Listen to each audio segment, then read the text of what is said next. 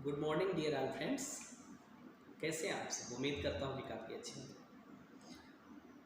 आज एक नई टॉपिक अपने सामने है कि सर बीजों का उपचार कैसे करें। आप लोगों को बीजों का उपचार कैसे करें उससे पहले हम बता देना चाहते हैं कि बीज का उपचार करते क्यों हैं। कई लोगों का क्वेश्चन आता है कि सर बीजों के उपचार का इतना महत्व एग्रीकल्चर डिपार्टमेंट में क्यों दिया जाता है। तो आप लोगों को इस प्रश्न का जवाब मैं देता हूँ कि क्यों किया जाता है। देखिए, बीज का उपचार इसलिए किया जाता है, बहुत ज़्यादा डिटेल्स में मैं नहीं जाऊँगा क्योंकि डिटेल में जाऊँगा तो वीडियो लंबा हो जाएगा। बहुत कम टाइम में आपको बता देना है, शॉर्ट टाइम में। बीजों का उपचार इसलिए किया जाता है कि बीज में किसी प्रकार का बैक्टीरियल संक्रमण, वायरल संक्रमण या फिर फंगस संक्रमण अगर बीजों में होगा तो वो पूर्ण रूप से जमीन में बुआई से पहले ही ठीक हो जाएगा, या किसी भी तरह का बीज में वो माइक्रो न्यूट्रिएंट्स की कमी होगी जिसके कारण धरती में बुआई करने के बाद से वो अंकुरित न हो पाए या फिर उसका ग्रोथ न आ सके। उन सारे माइक्रो न्यूट्रिएंट्स की भरपाई के लिए बीजों का उपचार किया जाता है। मेरे कहने का अर्थ है कि एक स्वस्थ बीज को जितने माइक्रो न्यूट्रिएंट्स चाहिए वो सारे चीज उसको बोने से पहले ही दे दिया जाता है। अगर डीएचसी के अंदर बात करते हैं कि सर वो कौन सी मेडिसिन है जिनका यूज किया जाता है बीज के उपचार के लिए, तो पहला मेडिसिन है वो भूमि है। भूमि आप जानते हो कि भूमि वाली मेडिसिन से हम धरती की भी जो भूमि हमारी है, जो जमीन है, उसका भी हम उपचार करते हैं। तो जमीन का उपचार और बीज का उपचार ये दोनों एक ही श्रेणी में आता है। अर्थात जिस दवा से हम भूमि का उपचार करेंगे उसी दवा से हम बीज का भी उपचार कर सकते हैं। भूमि के अंदर वो सारे माइक्रो न्यूट्रिएंट्स और वो सारे पोषक तत्व तो पाए जाते हैं जो एक स्वस्थ बीज को आवश्यकता होता है। और फंगस इन्फेक्शन, फंगस संक्रमण के लिए, वायरल संक्रमण के लिए, इन सारे डिजीज के लिए जो एक एंटीबायोटिक की जरूरत पड़ती है। अर्थात जब कोई भी व्यक्ति होता है, मानव होता है, जब उसकी तबीयत खराब हो जाती है तो डॉक्टर उसको किसी भी प्रॉब्लम में एक न एक कोई एंटीबायोटिक लिखता है जिससे उसकी प्रॉब्लम सॉल्व हो सके। उस प्रकार से एंटीबायोटिक के रूप में बीज के लिए संजीवनी का प्रयोग किया जाता है। संजीवनी एक ऐसी मेडिसिन है कि उस बीज को कोई भी बीमारी अगर होगा, जैसे कई बार धरती में बीज छींट दिए जाते हैं, पता चलता है कि आपने बीज इतना लगाया था और जब वो अंकुरित होने का टाइम आया तो उसके आधे के आधे भी अंकुरित ना हो सका। इसका मतलब होता है कि आपके बीज के अंदर कोई ना कोई प्रॉब्लम रहा होगा, उस सीड्स के अंदर कोई ना कोई इन्फेक्शन या किसी भी तरह का कोई माइक्रो न्यूट्रिएंट्स की कमी रही होगी जिसके कारण वो अंकुरित नहीं हो सका। तो उन सारी प्रॉब्लमों को सॉल्व करने के लिए डीएचसी ने डीएचसी भूमि और संजीवनी को बनाया, जिनमें आप 100 में 100% कह सकते हैं कि एक भी बीज ऐसा नहीं होगा जो कि अंकुरित न हो और जिसका ग्रोथ न हो। प्रैक्टिकल के लिए आपके सामने हमने 2 पात्र लिए थे और दोनों में चना लगाया था। एक में हमने बगैर उपचारित किए बीज डाला जिसके चना तो अंकुरित हुए, लेकिन उसमें बहुत सारे ऐसे हैं जिनका ग्रोथ नहीं हुआ। जैसा कि आप कई बार गेहूं की बुआई करते हैं या किसी तिलहन का बुआई करते हैं तो उसमें पौधे छोटे छोटे ही रह जाते हैं, बौने टाइप के रह जाते हैं। आखिर में वो क्यों रह गए? क्योंकि उनके अंदर किसी न किसी माइक्रो न्यूट्रिएंट्स की कमी रह गई, उनके अंदर कोई ना कोई संक्रमण था।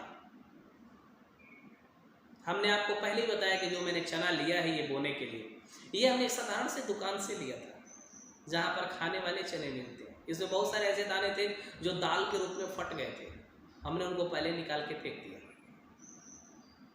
और उस चने को आधा बीजों को मैंने उपचारित किया और आधा, जिससे छोटा वाला जो पात्र है उसमें उपचारित मैंने नहीं किया है, उसको उपचारित किया, सॉरी उसको उपचारित किया, बड़े वाले पात्र को उपचारित नहीं किया है।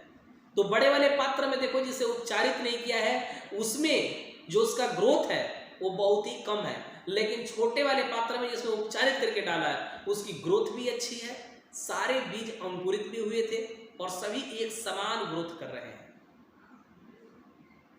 और ये प्रभाव मात्र चंद सेकंड का ही है।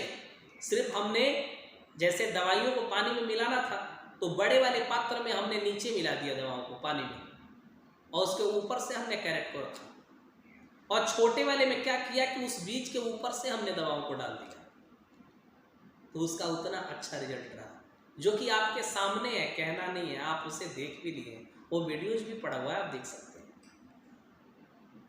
तो मैं आप लोगों से कहूंगा कि जो व्यक्तियों को मटर बोना हो, चना बोना हो, ये सारी चीजों को बोना हो, तो एक बाल्टी में क्या कीजिए, दवा को घोल लीजिए। आपको पता है कि 2 ml दवा 1 लीटर पानी में घोली जाती है। अपने बीज के हिसाब से देख लीजिए कितना लीटर पानी लगेगा, उसमें 15 से 20 मिनट के लिए बीज को भिगो दीजिए, और फिर निकाल करके उसके बाद उसकी बुआई कीजिए। जो पानी बचता है उसको जमीन में स्प्रे कर दीजिए, उसको भी वेस्ट नहीं करना है, जिसमें बीज उपचार कर रहे हैं उसको स्प्रे कर दीजिए। कई लोग अब बात करेंगे सर गेहूं की बुआई में गेहूं के बीज का उपचार कैसे करेंगे, क्योंकि पानी में कब तक भिगोएंगे, कब तक निकालेंगे, तो उनके लिए भी एक बहुत अच्छा तरीका है। आप क्या कीजिए कि किसी बाल्टी में दवा को घोल लीजिए, पर लीटर पानी में 2 ml घोलिए, और उस पानी के अपने हिसाब से, अपने अंदाजे से उस पानी को, जैसे पर 2 ml 1 लीटर पानी में हम डालते हैं, तो आप देख लीजिए मुझे गेहूं कितना बोना है, उस हिसाब से पानी ले लीजिए।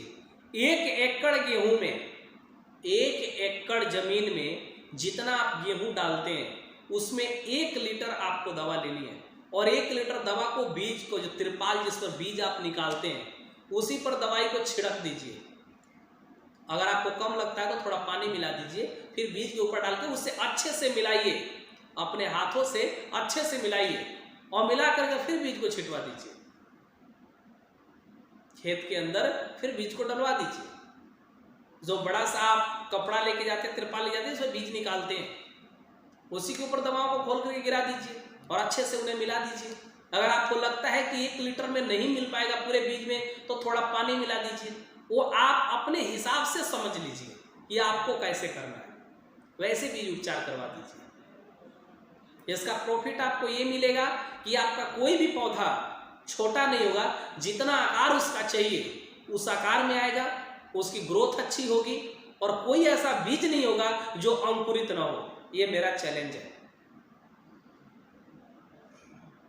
उससे क्या होगा कि जो व्यक्ति कहते हैं ना सर हम जमीन में नहीं दे पा रहे हैं, हमारे लिए कठिन लग रहा है स्प्रे करना, उन व्यक्तियों के लिए बहुत ही अच्छा सरल उपाय है कि आप बीज उपचार पहले ही कर दीजिए, चाहे वो धान का हो, चाहे वो गेहूं का हो, चाहे वो मक्का का हो। अगर कम है तो पानी में डुबा डुबा के निकाल लीजिए, पानी स्प्रे कर दीजिए।